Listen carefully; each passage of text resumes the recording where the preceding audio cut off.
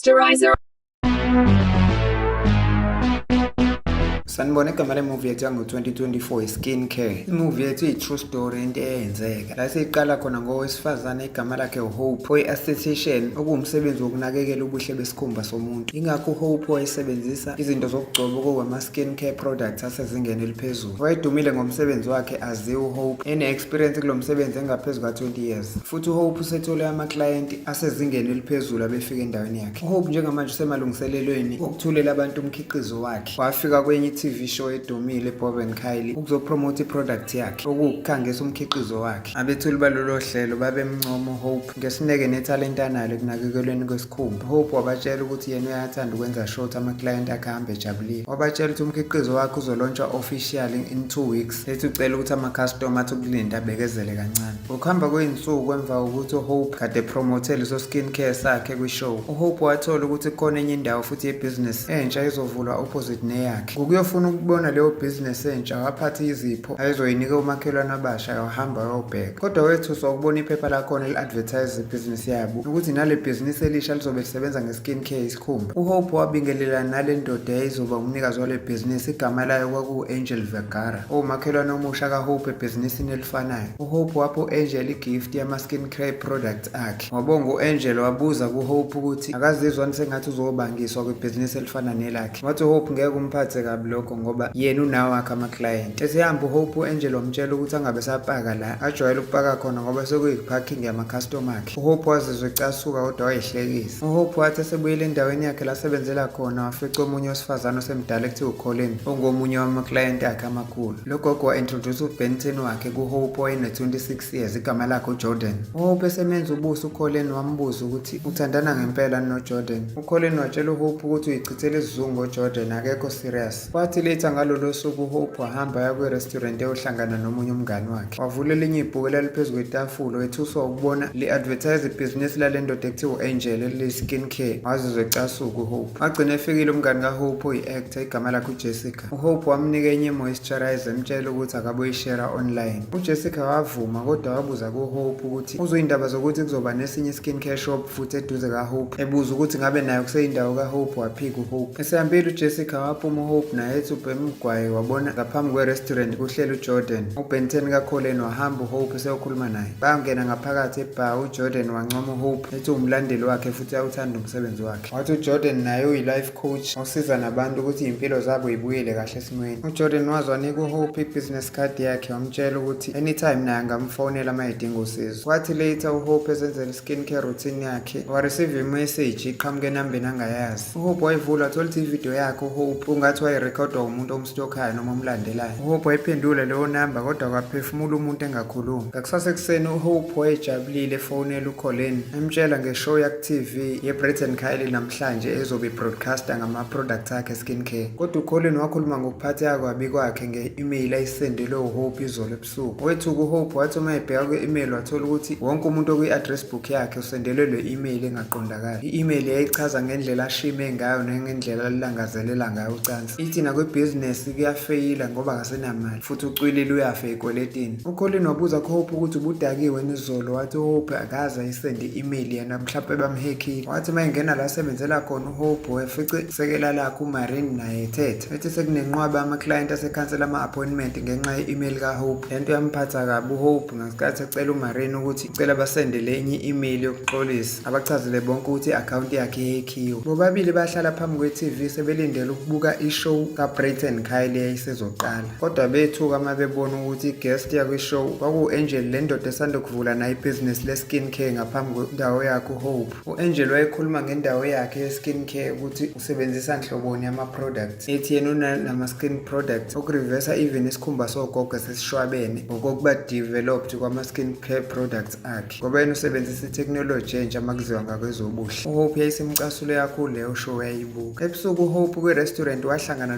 uBrett owumethuli wohlelo lakuleyo TV show ekuthiwa uBrett and Kyle. uHope mayebuza ukuthi uhlelo lwakhe alibroadcastwa ngani ebe afika kuqala, uBrett wamtshela ukuthi kube isinqumo soproducer ukuthi likhansele. uHope wathi kukhansela ishow yakhe kade sayixakelwe nayile email. uBrett wahambisa uHope ngemoto yakhe ekhaya ngesikhathi emtshela ukuthi uzokhuluma noproducer mayelana nalolu daba. Wamncoma nangobuhle bakhe ngesikhathi emqabule engalindele uHope. uHope wakhuza uBrett wathi angaphinda yenze lento ngoba uBrett owokuqala ushadile. Wakhipha ifoni uHope eyibuka ethi ama-miss call amangaka kade efonela uMarine. uBrett watshela uHope ukuthi naye uthandeni lakhe nonkosikazi wakhe kuyabheda sebeyadivorce. uBrett watshela uHope ukuthi angalenza ukuthi uhlelo lwakhe libroadcastwe uma engavuma ukulala naye. uHope waphinde wakhipha ifoni wathi yazi sekwenzeka iphutha, yonke lento ade siyikhuluma la emotweni irekhodeke ngephutha. uBrett wethuka kakhulu mezwa lokho etshela uHope ukuthi akadelete. wathi uHope hayi khululeka sengiyidelethile washo bephuma emotweni. uBrett watshela uHope ukuthi ufuna ukubona ukuthi udelete ngempela yini, kodwa wahamba uHope ahangama. Ngakusasa ekuseni uHope esendaweni yakhe yokusebenza wabona uJessica ngewindi. wadideka uHope ukuthi ngoba bebengenayo i-appointment nale actor namhlanje. waphumela ngaphandle uHope esethi yohlangabeza uJessica kodwa wethuka mayebona uJessica ehaga uAngel eseyongena endaweni yokusebenzela ka-Angel. wacasuka uHope waqonda ngqo endaweni ka-Angel wafika wathethisa uJessica embuza ukuthi uzenza umngani kanti uyinyoka. wathi ubeyizele nje ukuzokwenza i-facial since ebonile indawo ku-TV. uHope wacasuka wathethisa uJessica ngesikhathi uAngel emkhuza ukuthi angathethisa amaklayenti akhe endaweni yakhe. uHope waqhubeka nokuthethethela uJessica ukuthi uma ungenza i-facial la awusoze wavumeleka ukuphinda ukungena endaweni yami. i-actress yasithela yatshela uHope ukuthi ayinandaba waphuma wahamba noHope wayecasukile. ehambe bamemeze bathuka bobabili. kwathi ebusuku esehamba uHope ekhaya wathuswa ukubona ukuthi imoto yakhe iqhunyiswa amasondo. wafonela omunye umngane wakhe owumakhenikhi ekuthiwa u-Armin owafika khona lapho ezomsiza. u-Armin washintsha wonke amasondo watshela uHope ukuthi kumele aqaphele ngoba kukhona umuntu oyisitha okungenzeka ukuthi useyinhlelweni zokulimaza yena uHope. uHope waphinde wafundisa u-Armin lama-messages ney'nhlamvu ayethukwa ngazo from ey'namba enangazazi. u-Armin watshela uHope ukuthi akathole isibhamu for ukuyivikela. u-Armin watshela uHope ukuthi uyafisa ukuthi bake bathole isikhathi sokuba ndawonye ngelinye ilanga. wezwa lokho wangathi uyacikeka uHope wabonga ngokushintshelwa amasondo ahambe ngemoto yakhe. Ngakusasa uHope wavukela khona egun shop ukuyothenga isibhamu. nokwathi uma echecka ama-price ey'bhamu wathola ukuthi ziyabiza zonke. wasikhansela isibhamu wahamba wabheka i-pepper spray. ngelinye ilanga esenza i-facial kwelinye iclient lakhe uHope wangena elinye iphara lomunye ubaba obonakala ngathi ulala emgwaqweni. le ndoda yathetha yathi izobona uHope wayibuza uMarine ukuthi uzokwenzani kuHope. le ndoda yathethisa uMarine ethi uzombiza uHope noma cha. ezwa lowo msindo uHope waphuma. le ndoda yatshela uHope ukuthi ngizokwenza nawe isex ngizwile kuthiwa ehalela kade wayigcina. wacasuka uHope esathi uyathetha kwangena uJordan wabamba leli phara naye walikhiphela ngaphandle. ngokuhamba kwesikhathi uHope wafonela amaphoyisa ngesikhathi sekuseshwa igama lakhe kwi-inthanethi. wethuka uHope mayebona ukuthi isithombe sakhe sesivezwe kwamanye ama-sketchy website ukuthi umuntu wesifazane odinga ucansi. ekubhala ukuthi yonke indoda ehalela ucansi ngeze endaweni yakhe izokwazi ukulala naye mahhala. leli phoyisa lento ayilithathanga serious kodwa lanikeza uHope i-business card lamtshela ukuthi akubolifonela kule namba mayedinga usizo noma ezizwe esaba. uHope waphinde wabona uAngel ebabukela kude ehambe eyongena endaweni yakhe wamsola kakhulu uHope. uHope wabonga kuJordan wambuza ukuthi iyiphi enye i-advice ayingamnika yona kwi-business if kuwukuthi wayeclient lakhe. wathi uJordan inkinga uHope sebemqambela amanga kakhulu kwi-internet. wathi okungcono aka-create i-social media account ukuze ayiveze yena iqiniso lakhe. wathi futhi kungaba yiplan e-right uma engenza iphathi for uku-introduce ama-products akhe ebantwini abaningi abeze ephathini angakhohlwa uku-invite ngisho nama-VIP. uHope wazizwa echazeka yilo mbono kaJordan wavuma. uJordan wasiza uHope for ukumshutha emrekhoda ukwenzela lezo y'thombe zakhe zaleyo social media. bagcina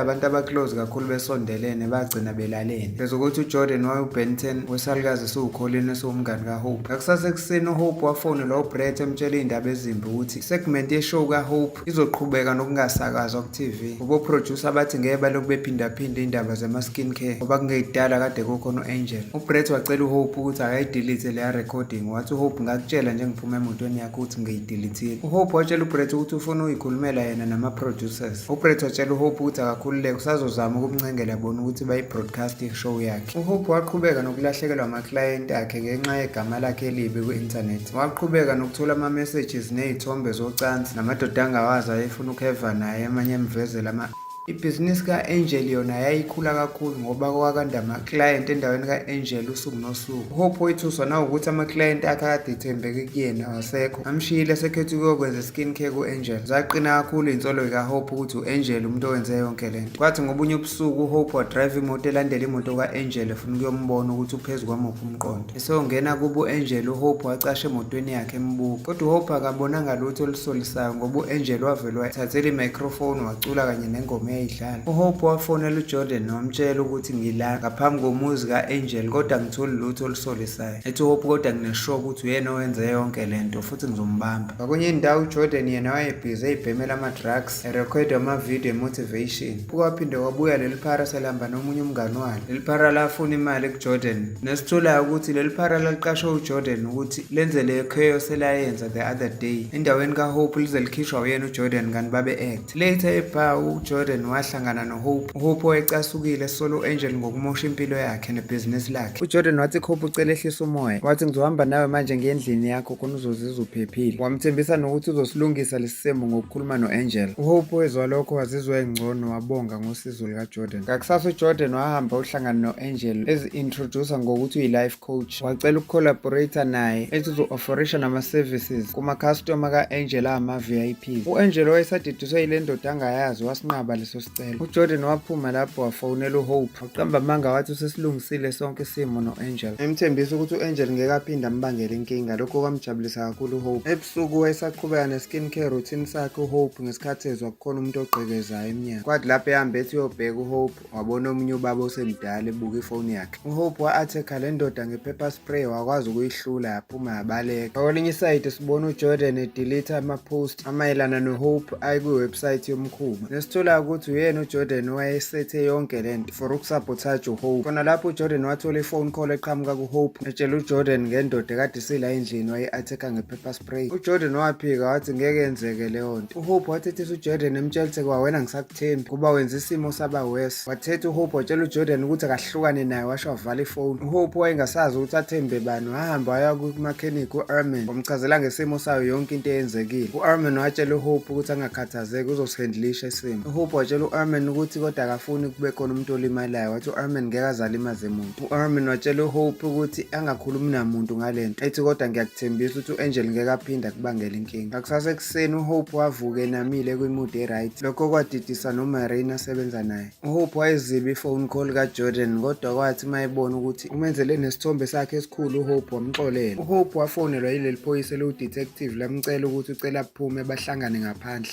uHope wathi mayefika emotweni yephoyisa lamdlalela ividiyo yangalolu suku okwagwazwa ngalo amathaya emoto yakhe uHope. Kodwa kwathusa kakhulu uHope ukuthi akuyena u-Angel lo abebemlindele kodwa kwakuyilo muntu owumngane wakhe abasondelene naye uJordan. Iphoyisa labuza kuHope ukuthi uyayazi le ndoda. uHope washawa amahloni wathi akayazi wahamba eduze kwephoyisa. Emva kwalokho uHope wayefonela uJordan kaningi kodwa wayengayiphenduli ifoni. Bona uJordan esehamba eseya kule ndoda eyiphara eyohlangana naye. uJordan watshela iphara ukuthi kusasa alihlasele uHope futhi lingakhohlwa ukuhamba nomngane walo, ethi baqale bajime bahambe be-strong khona bezokwenza short bayamlimaza. uHope wayesetatazela sibone sefonela umakhenikhi u-Armin efuna ukumtshela ukuthi akakhohlwa u-Angel kodwa kwasekulate. umakhenikhi wangena endlini ka-Angel waqala lapho washaya u-Angel ebhize embuza ukuthi umhluphelani uHope wenzeni kuwena. u-Angel wayetshela umakhenikhi ukuthi yena noma emazi uHope kodwa ayikho into ayenzayo ngoba u-Angel uzenzela okwakhe noHope uzenzela okwakhe. u-Armin akayikholwanga yonke into eshiwo u-Angel waqhubeka wamshaya kakhulu semlimaza. Emva kwesikhathi uHope wafika lapha endaweni ka-Angel ethi uzomisa u-Armin kodwa wafica u-Angel wayegcwele igazi ebusweni engasanyakazelele phansi. Njengoba sibona u-Armin esehamba ngemoto yakhe nesithulayo ukuthi wayeshayeke kanzima naye ikhanda, okwamenza wazulelwa ikhanda engasakwazi nokufocus emgwaqweni. Lokho kwamenza kangakwazi ukuconcentrate emgwaqweni wagcina eshayisane nenye imoto. Ngakusasa ekuseni uHope wafonela uJordan emtshela ukuthi abahlangane babonane ubuso nobuso. Wanqaba uJordan kodwa uHope wamncenga emtshela ukuthi umayelana nento enzima eyenzeke ku-Angel nokwathi mayefika la asebenzela khona wethuswa ukubona inqwaba yamaphoyisa ayime phambi kwendawo ka-Angel wethu. uJordan waba u-anonymous wafonela amaphoyisa watshela ukuthi ufuna ukuripota mayelana noHope ukuthi ubebhizi landelana no-Angel emstock, ethi ngiyasola ukuthi uHope ufuna ukwenza into embi ku-Angel noma ukumbulalisa ngenxa yokuthi babanga ibhizinisi. Ntambama uHope wethuswa iy'ndaba ezimbi zokuthi umakhenikhi u-Armin ushone engozini yemoto izolo ebusuku. Nokwathi esathuswe yilokho uHope kwanokho iphoyisa emnyango lamtshela ukuthi owesilisa ekuthiwa u-Angel enenza naye ibhizinisi elifanayo umakhelwane wakho uhlaselwe kanzima izolo ebusuku usuku sesimene sibucayi esibhedlela. Kwathi lapho selihambile iphoyisa uHope wahlala kusofa wakhala eblame uJordan ngayo yonke lento. uHope waze wahamba waya khona la kuhlala khona uJordan wamfica esheshisa epakisha impahla zakhe eselungiselela ukuhamba. uHope wathethisa uJordan emtshela ukuthi usufuna ukubaleka manje emva kokuyimosha kanje impilo yami icekela phansi. uJordan watshela uHope ukuthi ngenze konke lokhu ngoba ngiyakuthanda. uHope yamcasula lento wavela wamfutha nge-pepper spray kodwa uJordan wamuwisa phansi uHope. Jordan wayeyicekela phansi impilo kaHope ngamasibomu khona wayezokwazi ukubuya azenze umuntu osize uHope ukuze ayiprove umsebenzi wakhe wokuba yi-life coach. Ngokuthi Jordan wayi-life coach ebroke futhi engenamsebenzi walutho waplana ukwenza uHope ukuthi athembele kuyena khona wayezokwazi ukummanipulate kahle am-exploit. Bobabili laba baxabana baze bashayana ngesikhathi uHope ephula ikhala likaJordan ngenduku ye-baseball. uHope ngokuyibona ukuthi wayenebhadi kulezo zinsuku waphuthuma waye ekhaya wafihla kwakhe ukushayeka nge-makeup nokwathi emva kwesikhathi afika ngempela amaphoyisa emzini wakhe waphakamisa izandla seyinikele emaphoyiseni ukuthi ambophe. Wahleka mayeshuthwa amakhamera ey'ntatheli watshela amaphoyisa ukuthi uJordan umuntu obeplane yonke lento ethi bese kukudala uJordan emhlukumeza kulamasonto aphelile. uJordan naye wayesetatazela sethi uyahamba kanti uzovela ahlangane namaphoyisa naye ambamba ambophe. Nokwathi sekwadlula iy'nsuku ey'ningi sibona u-Angel sabuya esibhedlela nesithola ukuthi akashonanga wasinda mhla ehlaselwa u-Armin umakhenikhi. Ukufika kwey'ntatheli zithi yifuna ukumbuza imibuzo wayengafuni u-Angel ukukhuluma ney'ntatheli bamisela umuntu. Le ndoda endala ebe-attack-a uHope endaweni yakhe nge-pepper spray siyibona isiye estudio se-TV kuBrett yomtshela ukuthi ibhekile i-recording efonini kaHope kungenzeka ukuthi wayidelete ngoba ayikho. Leyo ndoda ayekade ethunywe uBrett ukuyo-check ifoni kaHope. Siyabona ukuthi udumo lukaHope labuya futhi ngoba kwase kukhulunywa ngayo yonke indawo nama-skin care products akhe ayesedayiswa futhi ewathola nama-interview kuma-radio station nakuma-TV.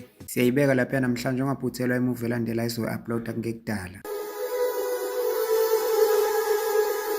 Stories on the beat.